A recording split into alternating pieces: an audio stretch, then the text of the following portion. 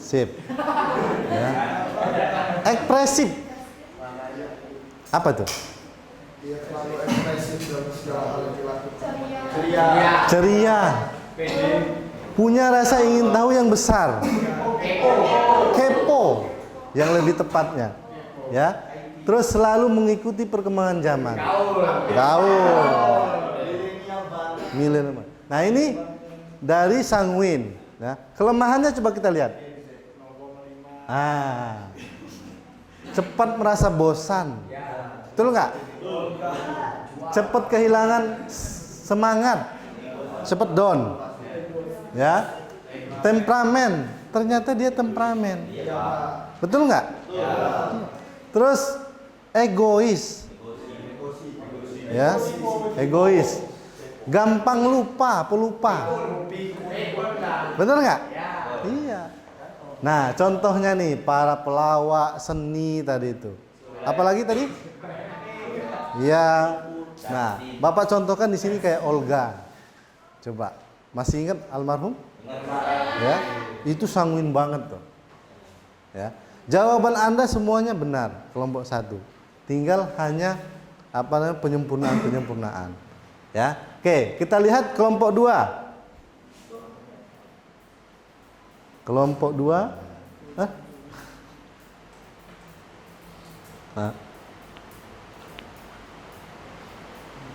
Nah, tar dulu. Dalam pergaulan biasanya orang sanguin itu pembawaannya selalu disukai. Kenapa? Karena dia orangnya bisa memposisikan diri. Ya. Selalu diterima orang. Cenderung menguasai kelompok. Misalnya kayak kelompok di sini nih. Tadi siapa nih di sini? Yang menguasai di sini tadi siapa nih? Epa. Mungkin Epa sanguin mungkin. Ya. Terus di sini siapa tadi yang menguasai? Depina. Ya kan? Oke, kita lanjut. Tapi masalahnya orang sanguin itu selalu memakai majas hiperbola, selalu membesar-besarkan. Betul nggak? Iya. Wih, tadi di sana begini. Kata si email TB tadi gini, bisa gitu. Ya. Itu orang sanguin seperti itu. Oke, kita lihat karakter yang kedua. Nah, melankolis, kelompok 2. Melankolis ternyata orangnya sangat tertutup.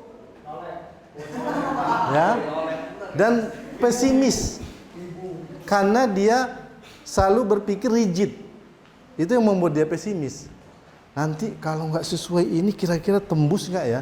Kira-kira pas nggak ya? Selalu berpikir seperti itu. Ya. Nah, kelebihannya teliti pasti. Ya. Kalau punya pembimbing skripsi nanti orang melankolis, wah hati-hati tuh titik komanya, ya spasinya, salah gitu katanya. Ya, dia lebih teliti. Yang kedua, sering menyendiri. Menyendiri itu bukan dia galau, bukan, dia menyendiri itu untuk berpikir. Ya. Terus punya perasaan yang peka. Dia lebih sensitif. Orang melankolis itu. Makanya punya pacar melankolis itu enak. Kita pakai bahasa sandi saja enak tuh.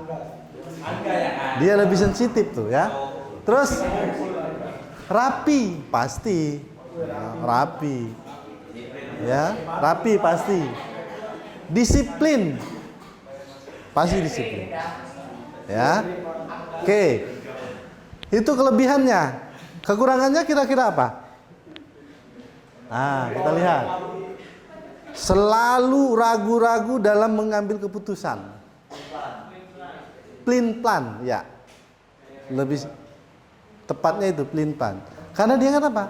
Pelin-pelan. Takut salah. Ya. Yang kedua, membutuhkan persetujuan orang lain sebelum bertindak. Betul nggak? Dia nggak mau mutusin sendiri. Kenapa? Takut disalahin. Depina nggak sih kayak gitu? Hah? Terus Kepekaannya yang kadang-kala berlebihan terhadap apapun menyangkut perasaan. Jadi sensitifnya itu terlalu tinggi, itu yang membuat dia terlalu baperan, lambat dalam mengambil sikap dan keputusan. Ya, itu kelemahannya. Nah, contohnya nih, kayak Hanung Bramantio. Ini siapa nih? Sutradara. Helmi Yahya. Sutradara juga, produser. Kenapa? Karena kecenderungan orang yang punya tipe kepribadian melankolis itu konseptor. Dia jarang mau tampil di balik layar. Oke, di sini kira-kira siapa? Depin. Yang suka tampil tuh orang sanguin biasanya. Ya, oke ya. Itu yang kedua. Yang ketiga, kita lihat. Nah, tipe ini cepat tanggap, ya. Nah, flegmatis, hampir sama cirinya. Dia lebih tertutup dan pesimis. Ya. Cuman perbedaannya nanti kita lihat. Kelebihannya dia penyendiri. Ternyata orang flegmatis tuh suka sendiri. Dia sendiri itu bukan mau mikir kayak melankolis, tidak. Biar dia tenang saja, nggak mau diganggu. Gitu loh. Ya. Yang kedua, tidak suka tantangan. Betul nggak sih? Yang ketiga, apatis. Apatis tau nggak? Tidak peduli. Betul tidak? Cuek. Tapi dia mudah bergaul. Terus pendengar yang baik.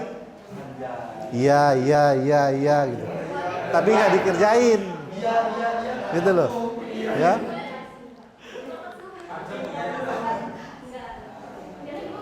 Berwatak sabar. Cenderung menyembunyikan emosi.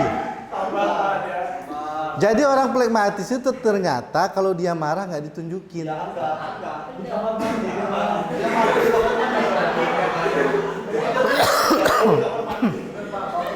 Terus terakhir, bijaksana dalam pergaulannya sehingga seringkali menjadi penengah yang baik. Nah, ini kelebihannya. Kalau orang flegmatis itu ternyata bagus sekali jadi seorang negosiator. Kenapa? Karena biasanya kecenderungannya dia tidak akan memihak. Itu kelebihannya ya. Coba kita lihat kelemahannya. Kelemahannya cenderung kurang memiliki antusias. Itu nggak semangat. Yang kedua, susah melakukan terobosan, nggak ada ide. Betul nggak sih? Nggak ada ide. Mas Rama apa idenya? Gitu. Mas, apa maunya Mas? Ikut aja. Gitu loh. Itu kelemahannya. Ya. Cenderung hanya mengikuti sebagian besar di kelompok itu. Ya udahlah, gue ikut Ajeng aja lah misalnya. Gue ikut Adinda aja lah, apa kata Adinda gitu. Ya. Terus yang terakhir, ternyata harus dipaksa. Ini. Ternyata harus dipaksa supaya bergerak. Contohnya misalnya gini, udah Nopi, kerjain ini, ketik sekarang, baru dikerjain. Gitu. Misalnya, ini contoh aja, ya. Dan pendiriannya selalu berubah-ubah. Nah, ini yang bahaya. Bahaya ini. Nah, bunglon, ya. Jadi yang perlu dihindari itu ini, ya. Nah, contohnya, ya betul. Kecenderungannya bisa menjadi pengkhianat. Ya. Akhirnya apa? Dari diskusi kita ini kan kejelasan tipe-tipe itu kan kelihatan. Ya kan? Terus contohnya nih, contoh aja nih. Nunung, Bapak kasih Nunung, kalau Bapak kasih si Salsa marah nanti Salsa. Ya. Contoh. Banyak kok. Ya tinggal dirasa aja dalam diri kita. Ya kan? Bener nggak sih kayak gini? Ya, misalnya mau kuliah dipaksa emaknya, berarti ciri-ciri itu. Ciri-ciri flekmatis. Ya. Oke. Yang terakhir. Nah, ini yang mantep ini. Orang koleris itu ternyata dia lebih terbuka. Ya. Terus optimis. Itu ciri utamanya. Ya. Betul, Prabowo bisa tuh. Kelebihannya karakternya sebagai pemimpin. Ya, kata si Salsa tadi, jiwanya sebagai pemimpin. Ya. Terus suka tantangan. Jangan orang koleris jangan dikasih challenge, dia tambah semangat. Gitu. Orang koleris itu jangan dihina, dia tambah semangat.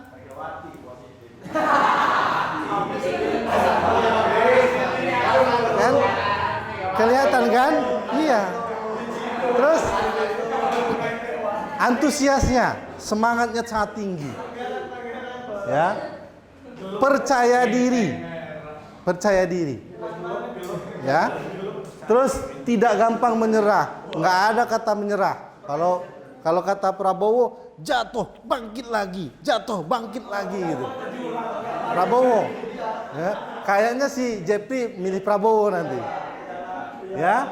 Jadi orang koleris itu seperti itu. Tidak gampang menyerah. Jatuh bangkit lagi gitu.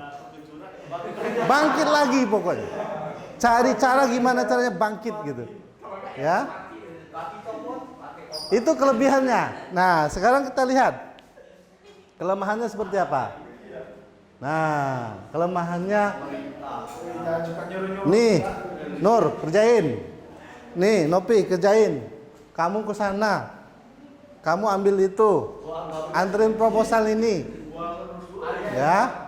Senang memerintah. Karena dia karakter dia pemimpin tadi. Ya. Yang kedua, pertimbangannya sangat tinggi. Jadi mau marah, mau mecat, mau apa itu susah. Mempertimbangkan. Ya. Cenderung berpikir negatif. Ada tadi kan?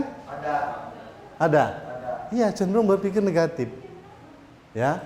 Terus pendendam. Orang koleris ternyata pendendam. Betul tidak? Pendendam. Jadi jangan sekali-sekali kita berurusan dengan orang koleris, pasti dia dendam. Ya. Terus tukang kritik. Ya. Orangnya suka kritik. Ya. Terus mau menang sendiri. Ya. Masa bodoh pendapat orang, jawaban orang, ya situasi orang nggak mau tahu. Pokoknya apa kata dia. Nah, contohnya bisa Prabowo, bisa Megawati tadi, Ahmad dan Hitler tahu? Pemimpin dunia yang sangat keras, kejam. Gitu, ya. Oke? Sampai sini paham ya? Nah, dalam pergaulannya biasanya orangnya selalu merasa benar, pintar sendiri, tidak mau kalah dan tidak menganggap orang lain. Ini karakter orang koleris. Ya. Terus kita lihat keberhasilan proses komunikasi tergantung beberapa faktor. Pertama, siapa yang melakukan? Kita, komunikatornya. Ya, yang kedua lawan kita, komunikannya. Ya, yang terakhir salurannya, pakai apa? Medianya apa? Ya,